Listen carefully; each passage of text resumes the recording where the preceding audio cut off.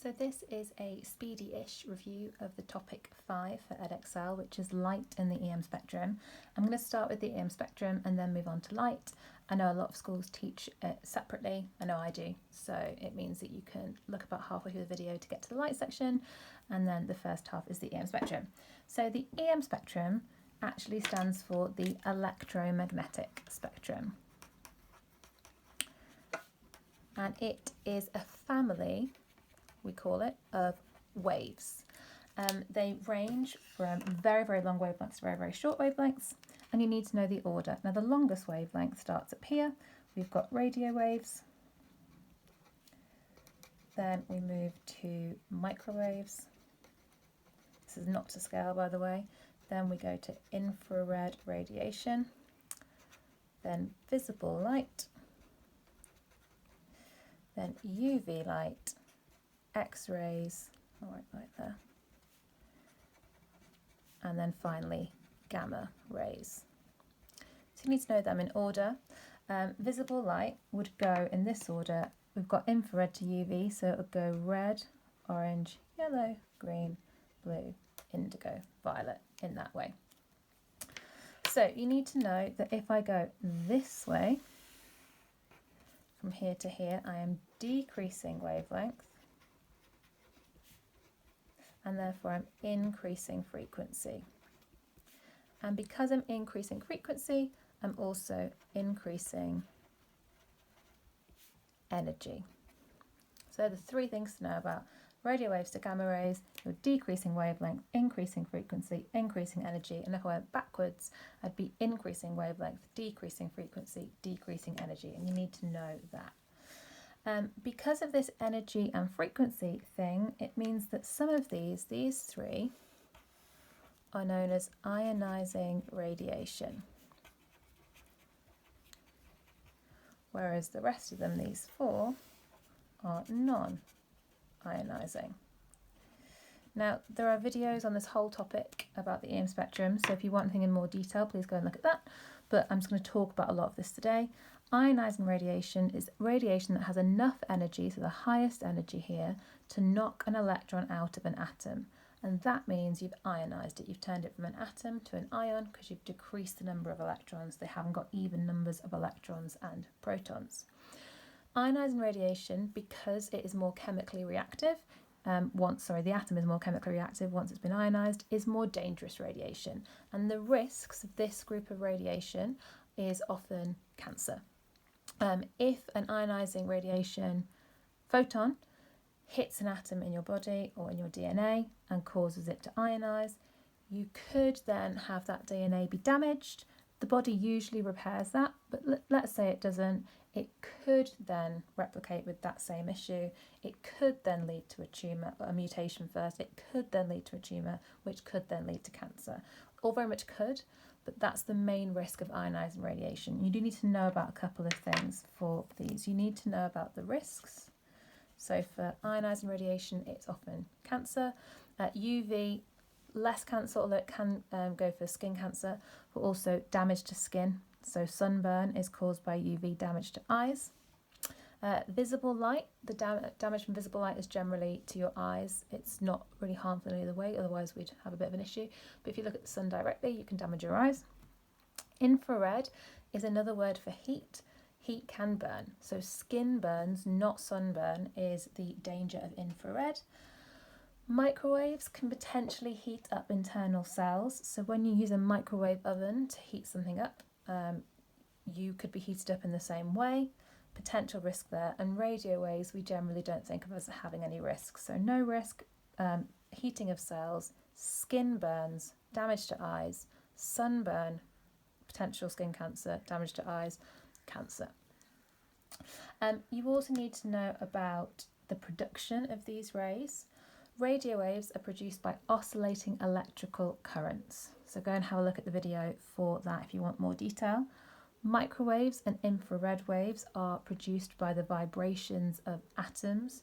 So when you heat something up, the atoms vibrate more and then they can emit radiation.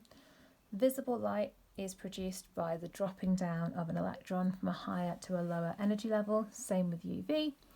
and X-rays and gamma rays are produced within the nucleus of atoms, although X-rays can also be produced by accelerating electrons. That you don't need to know so much, but you do need to know about radio waves more than the others. Another one is to know about, the biggest one is to know about the uses. So I'm going to write some of these down. So I'm going to try and group these together. Radio waves and microwaves are very often used for communication. So for example, TV, radio, mobile phones, things like that. Microwaves and infrared, let's not use orange because that's my risk, because I shouldn't really have written that there. Microwaves and infrared are often used for cooking and heating. So for example, a microwave oven, a toaster uses infrared, an oven uses infrared, anything hot uses infrared. Visible light obviously used for vision and things like that. Photographs, things to do with looking at things, vision, photographs. Then UV, X-rays and gamma rays. UV is a little kind of like subsection, I suppose. UV is used for tanning, it's used for detecting forgeries of banknotes. It's got lots of kind of varied uses. It's used for fluorescent lighting. And then UV, X-rays and gamma rays altogether are often used for sterilising things, especially UV for sterilising water. Gamma rays are used to sterilise medical instruments and also some food. X-rays maybe not so much. X-rays are used to see inside the body, as are gamma rays. So I'm going to put these together and say medical imaging. X-rays you can also use to see inside airport security. And then gamma rays are used to cure cancer. So although it can cause cancer, they can also be used to cure cancer in radiotherapy. So there is a more specific video on that, but you need to know the order of the EM spectrum, how the wavelength, frequency and energy change, which ones are ionising, which ones aren't, how they're produced, what their uses are, what their risks are. And you also need to know some similarities and some differences. So similarities, all 7 of these waves travel in a vacuum, or can travel in a vacuum. And when they're in a vacuum, they travel at the same speed, which is the speed of light, 3 times 10 to the 8 metres per second, and they're all transverse. They travel at the same speed only in a vacuum, because their differences is that they have different frequencies and wavelengths, which give them different properties, which give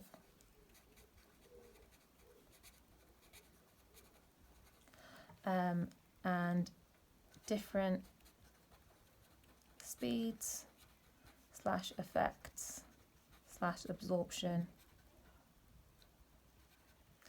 in different materials.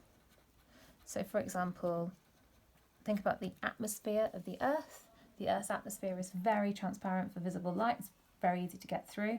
It's really hard for gamma rays to get through, which is good because they're quite dangerous. It's quite hard for infrared to get through. So just the different wavelengths and frequency cause the absorption of them through the atmosphere to change. You also need to know a bit about temperature and radiation. So if I draw a graph of intensity versus temperature for a cold object, it would look something like this. This shouldn't say temperature. This should say wavelength. Okay, so a cold object would have a graph that looks like this. A hot object, the graph would look like this. And there's 2 things to notice here. Notice that the peak of the graph is higher. There's a higher intensity for the hot object of radiation than the cold object. And also the position of that peak, the wavelength has decreased for the hotter object than for the colder object. So if I draw these 2 peaks like that, you'll see what I mean. So the hotter object gives out a lower wavelength and a higher intensity. So the higher the temperature of an object, the higher the intensity and the lower the wavelength, or the shorter the wavelength of the radiation it emits. The other thing that I usually remember, it's the inverse of this. I say the higher the frequency. The shorter the wavelength, the higher the frequency of something. Imagine you've got an iron nail and you put it into a Bunsen burner. Initially it's grey, it's giving out infrared radiation as it gets warm. Then as you heat it up, it starts to glow red. When it glows red, it's giving out infrared, but it's also now giving out red visible light. And red visible light has got a higher frequency and a shorter wavelength than infrared. Keep it going, it goes orange, it goes yellow, it goes white. So that's what I use to help me remember how the relationship between temperature and intensity, wavelength and frequency.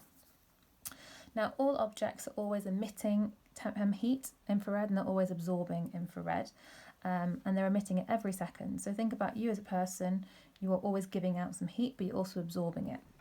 Now if the power that you radiate is bigger than the power that you absorb, if you give out more energy than you take in, you will cool down. So this might happen if you're in a cold room, you're giving out more heat than you're taking in, so your temperature will decrease. However, if you radiate less energy than you absorb, so you're taking more in than you're giving out, you're going to heat up. That would be if you're in a hot room. If you radiate and absorb the same amount, so you're giving out the same amount of energy as you take in, you will stay the same temperature. And this is an important thing to know in context of the Earth and the greenhouse effect. So ideally, the Earth will stay the same temperature because it will give out the same radiation that it absorbs. It absorbs energy from the sun and it re-radiates it. However, what we're finding is because we have more carbon dioxide and other greenhouse gases in the atmosphere, the Earth is less able to emit or radiate that extra heat, and therefore we're radiating less than we're absorbing from the sun because infrared is it's hard for infrared to get through carbon dioxide, and therefore the Earth is heating up. The other thing you need to know about is how absorption and emission and reflection changes with the colour of an object. So if you have got a hot object that is matte black, or a hot object at the same temperature that is shiny black, same temperature that's matte white, or the same temperature that's shiny white, so you might have a Leslie cube, that's a cube of metal that's filled with hot water and there's different sides that are painted different colours, then the matte black will give out more heat than the shiny white.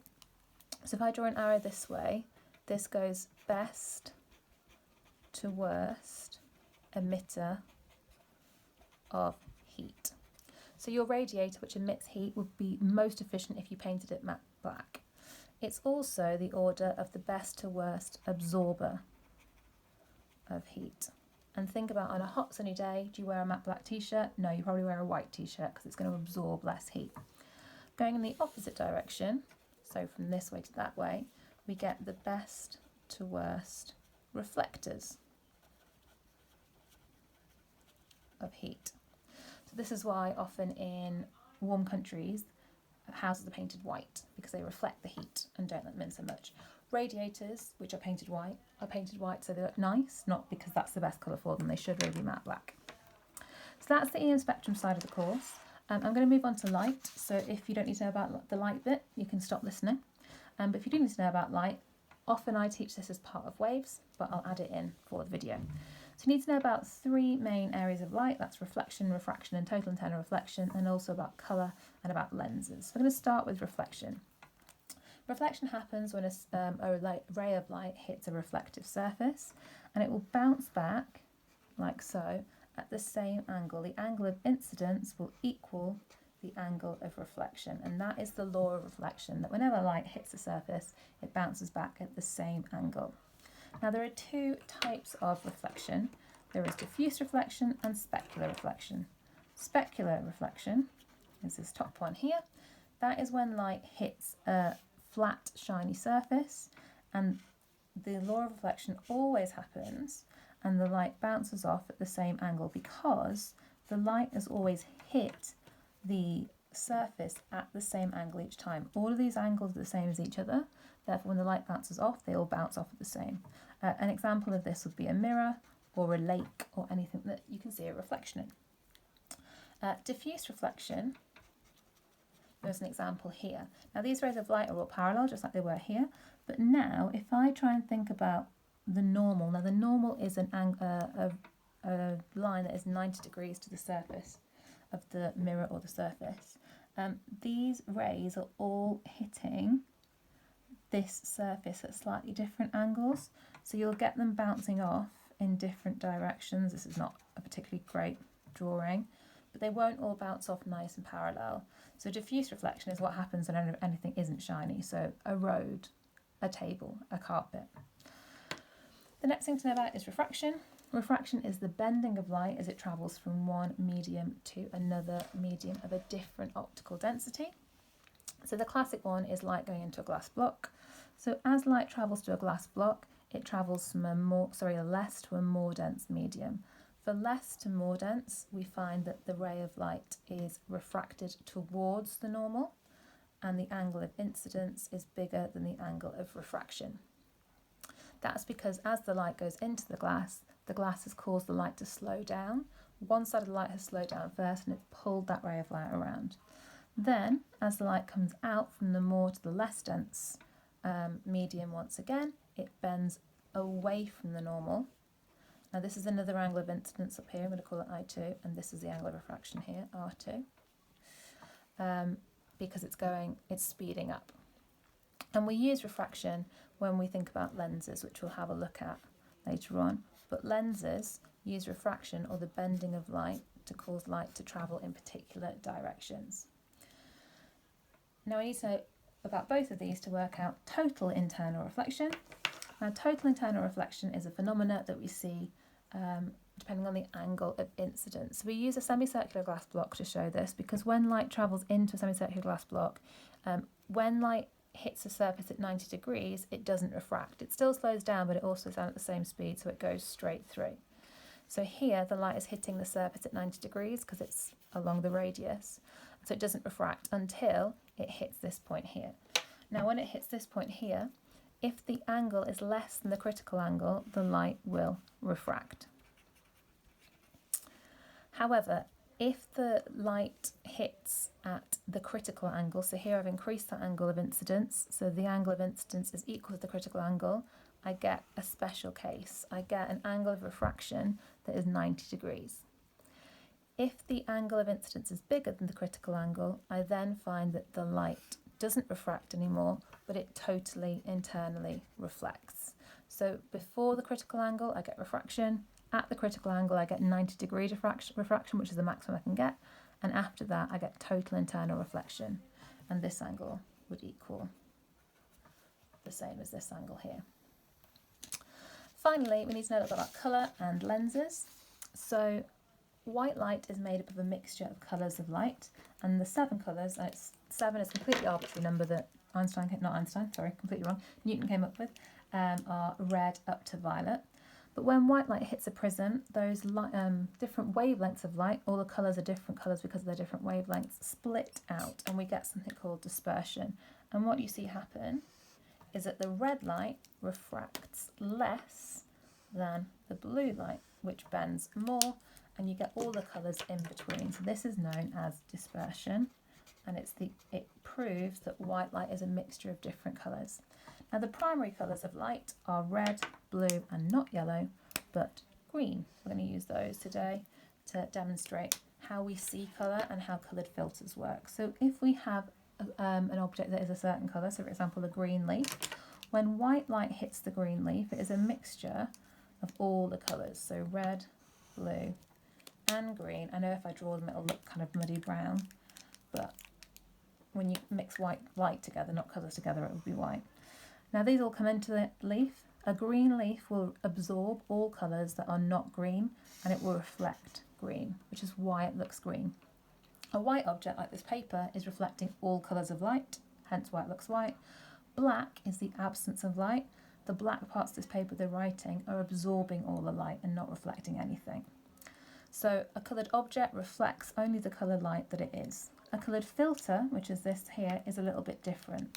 So a coloured filter, if I have my coloured light or my white light, the mixture of light travelling through, a filter, it doesn't reflect, it transmits. So it will absorb any colour that is not the colour of the filter, and that colour will be transmitted like so. So here a red filter only allows red light through. When it then hits a blue filter, the blue filter would let blue light through, but there's no blue light there, so that won't get through. So over here you would see nothing, and if you look through those two filters together, it would look black. Finally, we come onto lenses. Lenses are curved pieces of glass that are designed to focus light in a certain way. And we have two types. We have converging lenses and diverging lenses. Converging lenses cause light to converge or to meet together like so. Now the difference between this lens and this lens is this lens is fatter, and therefore it is more powerful, and it will converge the light more quickly. It bends the light more. This point here where the light meets is called the focal point, and the distance between the lens and the focus is the focal length. A diverging lens makes light diverge or not meet. So in this circumstance, it would look something like so. A fatter one, once again, makes it diverge more. It wouldn't actually go through the side like I've drawn it there. This is more as a point. Now there's still a focal point for these, but you have to imagine it and track it back. So the focal point is where the light appears to come from, and we say it's a virtual focus. So the focal point is behind the lens, and we still have a focal length. Now, hopefully from those diagrams it's obvious that these are more powerful than these because they're bending the light more quickly, as it were. So power is inversely proportional to focal length. Power equals 1 over focal length. It's inversely proportional. The shorter the focal length, the more powerful the lens is. The longer the focal length, the less powerful the lens is. You need to be able to draw ray diagrams for converging lenses, and they follow certain rules. So you draw your lens, and you draw an optical axis, and you mark in the focal points on each side of the axis, and then we usually draw we usually draw the object as an arrow. So there are two main rays to draw. The first ray is a ray that goes through the centre of the lens will not bend, and it will keep going. Draw it with a ruler, not like I have. And then also a ray of light that travels parallel to the optical axis will bend so that it goes through the focal point. And they're the two lines you have to draw. Where those two lines meet, you get a image forming. So where those two lines meet, the image is formed. Now here, this image is upside down compared to the object, and it's also bigger, so it's magnified. We also say it's real. Real images are on the opposite side of the lens to the object, and the rays actually cross. Sometimes you will get, I'm going to do it in a different colour, I'm going to draw the same object but here. If I follow the same pattern there, so I'm going to do a ray of light that goes through the centre, and a ray of light that is parallel and then goes through the focal point there. You can see that these lines never meet, but they do actually, they just meet up here if I imagine. This would be a virtual image. A virtual image is on the same side as the lens as the object. So virtual and real images. Real images are on opposite side of lens. They are, we say the rays actually cross. This writing is terribly small, sorry, but we can see the blue rays actually cross. And the most important one that everyone remembers is that they can be projected onto a screen. Whereas virtual images are the opposite. They're on the same side of the lens. The rays don't actually cross. You can see that I've had to do dotty lines. I've had to imagine them. And they can't be projected onto a screen. And that is a whistle-stop tour of topic 5, which is light and the EM spectrum. Like I say, there's much more detail, especially for the EM spectrum side, on other videos, so please use those if you need them.